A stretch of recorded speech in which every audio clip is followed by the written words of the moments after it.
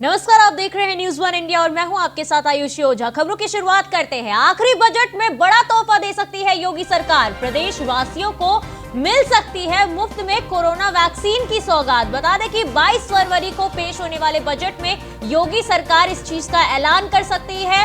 चुनावी साल में योगी सरकार प्रदेश वासियों को ये सौगात दे सकती है। केंद्र की स्कीम में छूट रहे लाखों लोगों को फायदा मिल सकता है। योगी सरकार इसके लिए एक फंड बनाने के प्रस्ताव भी दे सकती है। सूत्रों के मुताबिक ये खबर हमारे सामने आई है कि योगी सरकार इसके लिए एक फंड बनाने का भी प्रस्ताव दे सकती है। देश में अभी तक यूपी में सबसे ज्यादा टीकाकरण हुआ है। 10 लाख से अधिक टीकाकरण करने वाला यूपी का देश का पहला राज्य बना है। तो बता दें कि योगी सरकार अपने आखिरी बजट में एक बड़ा तोहफा लोगों को दे सकती है, प्रदेशवासियों को दे सकती है।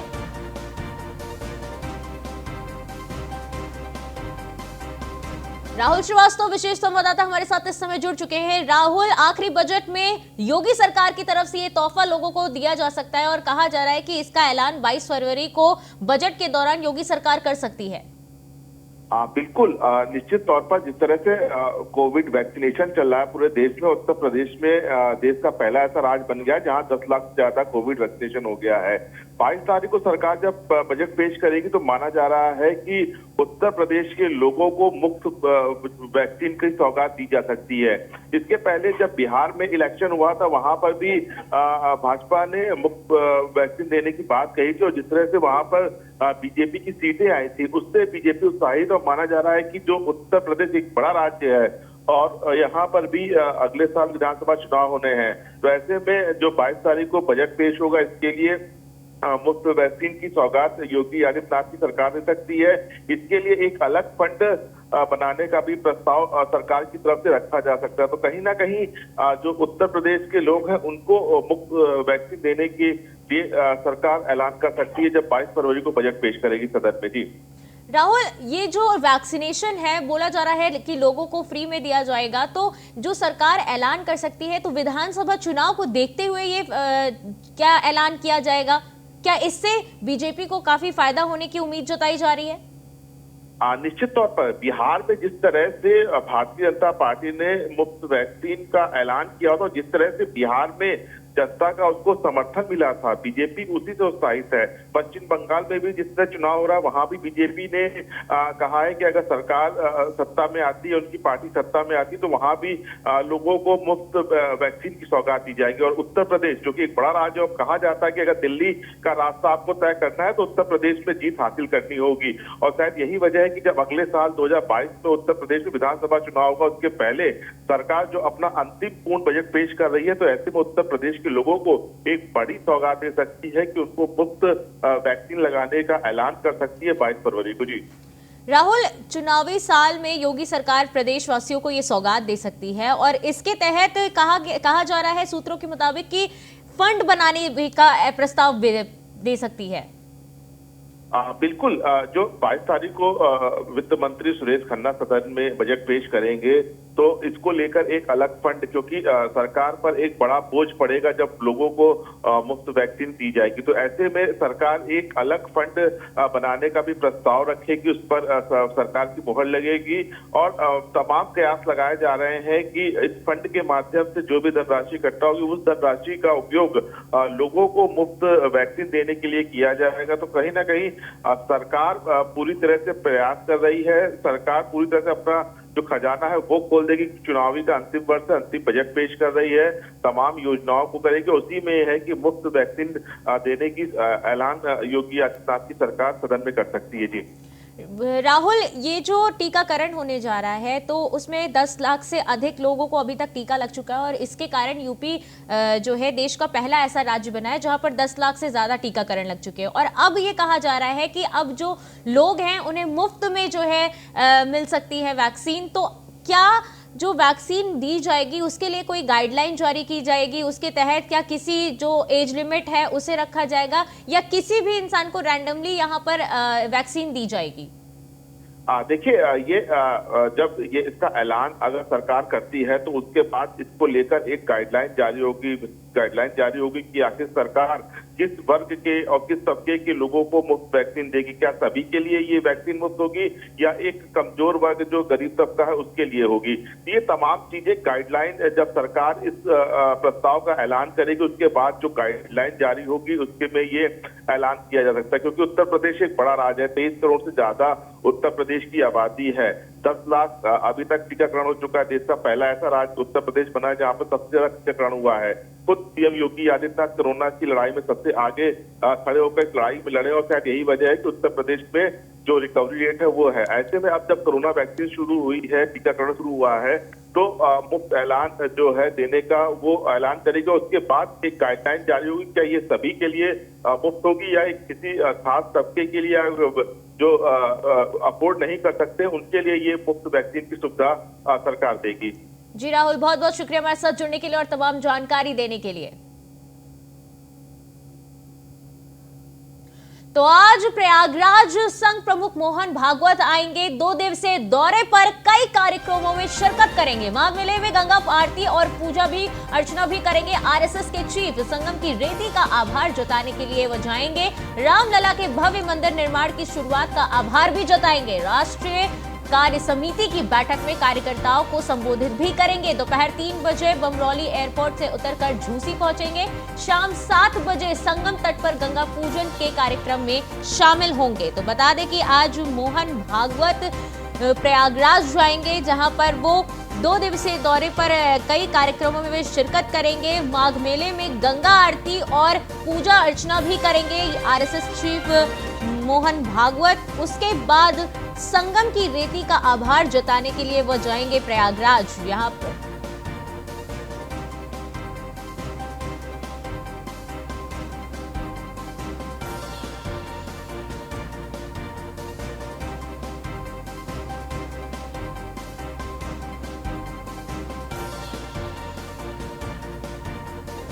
आलोक मालवीय ब्यूरो चीफ हमारे साथ इस समय जुड़ चुके हैं। आलोक, प्रयागराज में आज प्रमुख आरएसएस प्रमुख मोहन भागवत पहुंचने वाले हैं, 2 दिवसीय दौरे पर हैं और इस दौरान वो कई कार्यक्रमों में शिरकत करेंगे। जी बिल्कुल, मोहन भागवत बमरौली एयरपोर्ट पर आएंगे और वहां से वस्ती देश संघ कार्यालय झूसी जाएंगे। इसके साथ ही वह गंगा मां की पूजन नमन और आरती करेंगे। आरती करने के साथ ही वो सभी को मिलेंगे और सभी से अपनी वार्तालाप करने के साथ साथ उनसे फीडबैक लेंगे। इस कार्यक्रम में लगभग 1000 लोग शामिल होंगे। शहर के कुछ गणमान्य लोग भी इस गंगा आरती में मौजूद रहेंगे। इसके बाद गंगा समग्र के निर्धारित कार्यक्रमों में वह हिस्सा लेंगे। विश्व हिंदू परिषद के शिविर में लगी गंगा समग्र की प्रदर्शनी को भी देखेंगे। इस प्रदर्शनी में नमामि गंगे की ओर से किए गए कार्य को देखने को मिलेंगे, जिसकी काफी पहले से तैयारी की जा रही थी और जो भी कार्य किए गए हैं गंगा मां के लिए उसे प्रदर्शित किया गया है। इसको देखने के बाद मोहन भागवत वापस चले जाएंगे झूसी की ओर। इस तरह का कार्यक्रम उनका रखा गया है। राष्ट्रीय स्वयंसेवक के अनुषांगिक संगठन गंगा समग्र की ओर से माघ मेला क्षेत्र में चिंतन बैठक होने जा रही है। इसमें अविरल गंगा निर्मल गंगा के लिए नई कार्य योजना बनाने की उम्मीद है। इसमें भी मोहन भागवत का हिस्सा लेना है। जी आलोक, बात करें तो प्रमुख मोहन भागवत जो हैं 2 दिवसीय दौरे पर हैं और वो कार्यक्रम में शिरकत करेंगे। तो किन किन कार्यक्रम में वो शिरकत करेंगे और वहां पर किन किन मुद्दों पर बात हो सकती है? देखिए, जिस तरह से मोहन भागवत का कार्यक्रम रहता है और उसकी तैयारियां आरएसएस और अनुषांगिक संगठन करते रहते हैं, इसी के तहत इनका सुरसरी गंगा के लिए विशेष कार्यक्रम है। इस बार के कार्यक्रम में मोहन भागवत सिर्फ गंगा मां के ऊपर तरह तरह के जो आयोजन होते रहते हैं उनके बारे में ध्यान देंगे, उनसे मिलेंगे और गंगा मां की सेवा का विशेष प्रायोजन रखा गया है उनके कार्यक्रम में। सर्वप्रथम वो आज शाम को गंगा मां की विशेष आरती करेंगे और आरती करने के साथ सुरसरी को बहने को देखेंगे कि किस तरह से सुरसरी की दिशा है और दशा है। उसके बारे में मनन चिंतन और बैठक होगी। जी आलोक, बहुत बहुत धन्यवाद आपका हमारे साथ जुड़ने के लिए और तमाम जानकारी देने के लिए। तो प्रयागराज में आज प्रमुख मोहन भागवत पहुंचेंगे। वो 2 दिवसीय दौरे पर कई कार्यक्रमों में शिरकत करेंगे।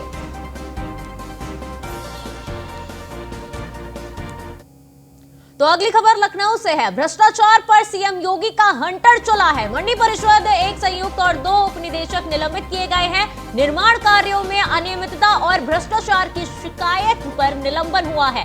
बरेली के संयुक्त निदेशक निर्माण गोपाल शंकर निलंबित किए गए हैं। वाराणसी के उप निदेशक निर्माण राम नरेश भी निलंबित किए गए हैं। आजमगढ़ के उप निदेशक निर्माण हरिराम को भी निलंबित किया गया है। तो बता दें कि सीएम योगी का अब हंटर चल रहा है उन भ्रष्टाचारियों पर जो भ्रष्टाचार करते चले जा रहे थे। तो भ्रष्टाचार पर सीएम योगी का हंटर चल रहा है। मंडी परिषद एक संयुक्त और 2 निदेशक को निलंबित कर दिया गया है। निर्माण कार्यों में उनकी अनियमितता और भ्रष्टाचार की शिकायत पर उन्हें निलंबित किया गया है। राहुल श्रीवास्तव विशेष संवाददाता हमारे साथ इस समय जुड़ चुके हैं। राहुल, सीएम योगी की तरफ से लगातार ऐसी कवायदें की जा रही हैं कि जो भ्रष्टाचार में लिप्त हैं उन्हें निलंबित किया जा रहा है और अब एक बार फिर मंडी परिषद के एक संयुक्त और 2 उपनिदेशक को निलंबित कर दिया गया है। ये पूरा मामला आखिर है क्या? देखिए, निश्चित तौर पर जिस तरह से भ्रष्टाचार को लेकर सीएम योगी आदित्यनाथ का 0 टॉलरेंस है, उसी को लेकर ये कार्रवाई की गई है। लगातार शिकायत मिल रही थी कि मंडी परिषद के जो भी निर्माण कार्य है उसमें अनियमितता बरती जा रही है, भ्रष्टाचार की लगातार शिकायत मिल रही थी। ऐसे में सीएम योगी आदित्यनाथ के निर्देश पर एक संयुक्त और 2 उपनिदेशक को निलंबित किया गया है, जिसमें बरेली के जो संयुक्त निदेशक है निर्माण गोपाल शंकर, इनको वाराणसी के उपनिदेशक निर्माण राम नरेश और आजमगढ़ के उपनिदेशक निर्माण हरिराम को निलंबित किया गया। इसके अलावा 3 ऐसे और अधिकारी हैं जिन पर अनुशासनात्मक कार्रवाई करने के निर्देश दिए गए। इसमें अलीगढ़ के उपनिदेशक मलिक है, लखनऊ के उपनिदेशक अशोक कुमार और कानपुर के उपनिदेशक अतर सिंह है। लगातार इनके खिलाफ शिकायत मिल रही थी कि ये जो निर्माण कार्य मंडी परिषद की तरफ से कराया जा रहा है उसमें ये भ्रष्टाचार संरचना पर है, जो सात पर रखकर निर्माण कार्य कराया जा रहा है। ऐसे में सीएम योगी आदित्यनाथ निर्देश पर 3 लोगों के खिलाफ निलंबन की कार्रवाई की गई, जबकि 3 लोगों के खिलाफ विभागीय अनुशासन कार्रवाई करने के निर्देश दिए गए हैं सीएम योगी आदित्यनाथ की तरफ से। जी राहुल, बहुत बहुत शुक्रिया हमारे साथ जुड़ने के लिए और तमाम जानकारी देने के लिए।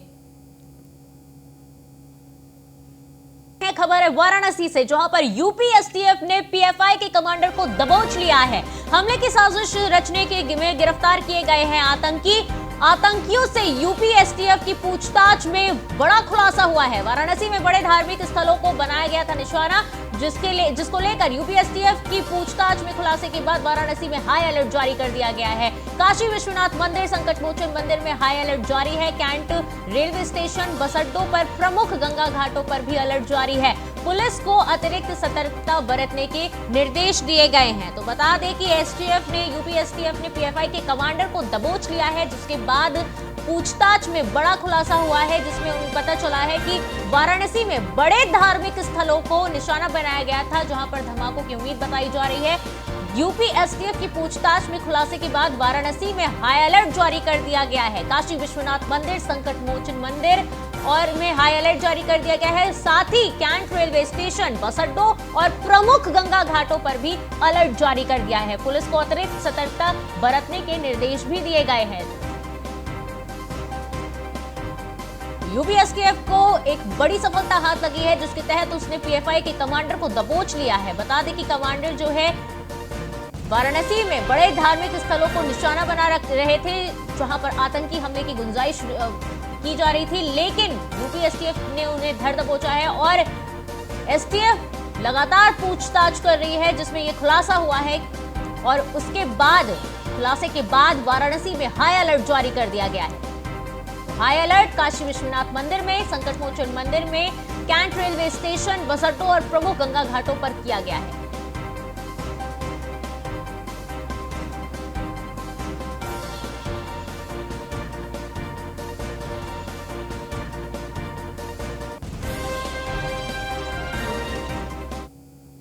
वाराणसी से लाइव आकाश हमारे संवाददाता हमारे साथ इस समय जुड़ चुके हैं। आकाश, यूपी एसटीएफ को एक बड़ी सफलता हाथ लगी है, जिसके तहत उन्होंने पीएफआई के एजेंट को धर दबोचा है।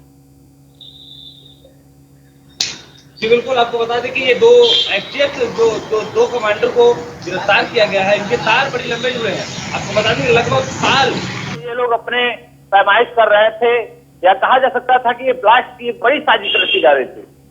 बनारस भी कहीं छूता नहीं था। बनास को अलर्ट पे रखा गया है। आपको बता दें काशी विश्वनाथ संकट मोचन मंदिर से और घाटों पे पूरी तरह से अलर्ट जारी कर दिया गया है, क्योंकि एलआईयू मुस्तैद है, उसके साथ जिला प्रशासन सख्ती में आ गई है। बस अड्डे और ट्रेन जहां से आते जाते हैं उसको अलर्ट पे रखा गया है। अशोक, तो अब आगे जो है इसके लिए सुरक्षा को लेकर क्या व्यवस्था की जा रही है, क्या रुख अपनाया जा रहा है? आपको बता दें जिला प्रशासन द्वारा एक मजबूत टीम बनाई जा रही है, जिसमें खुफिया विभाग, एलआईयू हर जगह चप्पे चप्पे मुस्तैद। आपको बता दें कि 2005 में पहला ब्लास्ट जो दशाश्वमेध घाट पे हुआ था, उसके बाद 2006 संकट मोचन, 2007 कचहरी, ऐसे कई ब्लास्ट बनारस झेल चुका है, इसलिए बनारस अलर्ट पे है। लगातार अधिकारियों की बैठक हो रही है, तो कहीं ना कहीं ये दोनों जो इसके द्वारा गिरफ्तार किए गए कमांडर, इनके तार बड़ी लंबे जुड़े। हालांकि प्रशासन भी मुस्तैद है, अब देखना यह है कि कार्रवाई क्या पकड़ती है, या कोई तार कोई ऐसा विस्फोटक सामग्री बरामद होता है या नहीं। आकाश, तो अब आगे क्या रुख अपनाया जाएगा? इन जो एसटीएफ ने जो गिरफ्तार किया है पीएफआई एजेंट को, जो कमांडर है उसे गिरफ्तार किया है, तो अब आगे क्या कार्रवाई की जा रही है? कमांडर को तो गिरफ्तार किया गया, उसके साथ लंबी पूछताछ चल रही है। पूछताछ में अभी क्लियर लगेगा कि इनसे क्या क्या बयान कबूलाया जा सकता है। यदि उनके साथ कुछ आते हैं तो एसटीएफ और एलआईयू निश्चित तौर पर बनारस आएगी, और बनारस में उन जो लोगों से इनका नेटवर्क जुड़ा था, लगभग बताया जा रहा था लगभग साल भर से ये लोग नेटवर्क जुड़े थे, और एक बड़ी ब्लास्ट के पीछे एक साजिश रचने वाले थे। खैर एसटीएफ की बड़ी कामयाबी कहेंगे, इन्होंने एक बड़ा कामयाबी हासिल किया, इन दोनों कमांडरों को पकड़ लिया। आकाश, बहुत बहुत शुक्रिया हमारे साथ जुड़ने के लिए और तमाम जानकारी देने के लिए। तो अब अगली खबर का रुख करेंगे जो है उन्नाव से। उन्नाव कांड से जुड़ी बड़ी खबर हम आपको बताने जा रहे हैं। उन्नाव कांड को लेकर यूपी डीजीपी को नोटिस भेज दिया गया है। SC/ST कमीशन ने डीजीपी CS को नोटिस भेजा है। दलित लड़कियों की मौत मामले में नोटिस जारी किया गया है। SC/ST कमीशन ने पूरे केस की रिपोर्ट तलब की है। उन्नाव कांड पर उत्तर प्रदेश के डीजीपी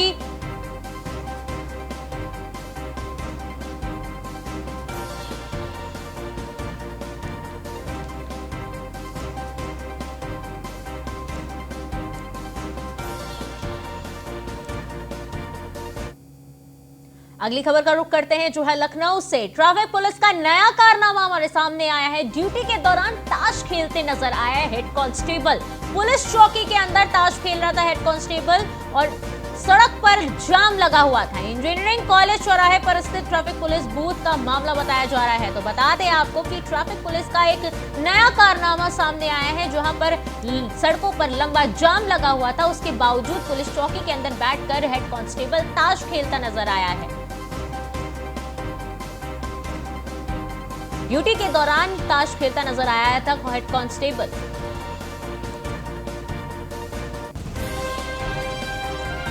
बता दें कि ये मामला इंजीनियरिंग कॉलेज चौराहे पर स्थित ट्रैफिक पुलिस बूथ का है, जहां पर हेड कांस्टेबल ड्यूटी के दौरान ताश खेलता नजर आया।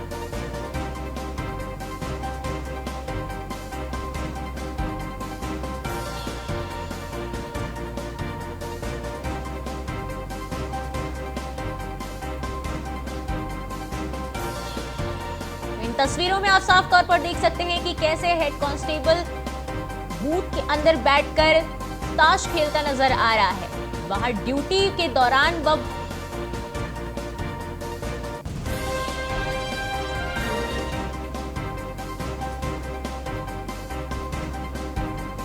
तस्वीरों में आप साफ तौर पर देख सकते हैं कि कैसे ट्रैफिक पुलिस जो है बूथ में बैठकर ताश खेल रहा है। ड्यूटी के दौरान यह ताश खेलते हुए पाया गया है हेड कांस्टेबल। लखनऊ का ये मामला हम बता रहे हैं, जहां पर इंजीनियरिंग कॉलेज चौराहे पर स्थित ट्रैफिक पुलिस बूथ पर का ये मामला है।